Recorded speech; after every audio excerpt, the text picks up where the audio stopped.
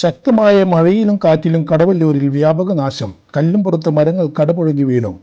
ശക്തമായ കാറ്റിലും മഴയിലും കടവല്ലൂർ പഞ്ചായത്തിലെ വിവിധ ഭാഗങ്ങളിൽ വ്യാപക നാശനഷ്ടങ്ങൾ സംഭവിച്ചു. കടവല്ലൂർ കല്ലുംപുറം ചെഗുവേര റോഡിൽ കൂനത്തൈ ഹനീഫയുടെ പറമ്പിലെ നെല്ലിമരത്തിന്റെ വലിയ കൊമ്പ് പൊട്ടിവീണു. വൈദ്യുത കമ്പികളുടെ മുകളിലേക്കും സമീപത്തെ വീട്ടിലെ ആട്ടിൻകൂടിന് മുകളിലേക്കുമാണ് നെല്ലിമരത്തിന്റെ കൊമ്പുകൾ വീണത്. ആടുകൾ പരിക്കേൽക്കാതെ അത്ഭുതകരമായി രക്ഷപ്പെട്ടു. ചെഗുവേര റോഡിൽ വലിയറ ഷിബുവിന്റെ പറമ്പിലെ പ്ലാവ് കടപുഴകി വീണു. കല്ലിമ്പുറം ചാലിശ്ശേരി റോഡിൽ സ്വകാര്യ വ്യക്തിയുടെ പറമ്പിലെ വലിയ തേക്ക് കടപുഴകി വീണു. ഗതാഗതം തടസ്സപ്പെട്ടു. കുന്നംകുളത്തു നിന്നും അഗ്നിരക്ഷാ സേന എത്തി നാട്ടുകാരുടെയും ഇലക്ട്രിസിറ്റി ജീവനക്കാരുടെയും സഹായത്തോടെയാണ് മരം മുറിച്ചു മാറ്റിയത്. മരം വീണതിനെ തുടർന്ന് 2 വൈദ്യുതി പോസ്റ്റുകൾ പൂർണ്ണമായും 3 പോസ്റ്റുകൾ ഭാഗികമായും തകർന്നു.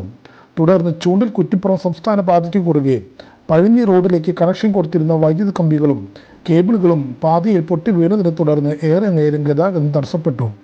ഓട്ടോ തൊഴിലാളികളും CIT യൂണിയൻ പ്രവർത്തകരും ഗതാഗതം നിയന്ത്രിച്ചു. വാഹനങ്ങൾ പഴഞ്ഞി റോഡ് വഴി തിരിച്ചുവിട്ടു.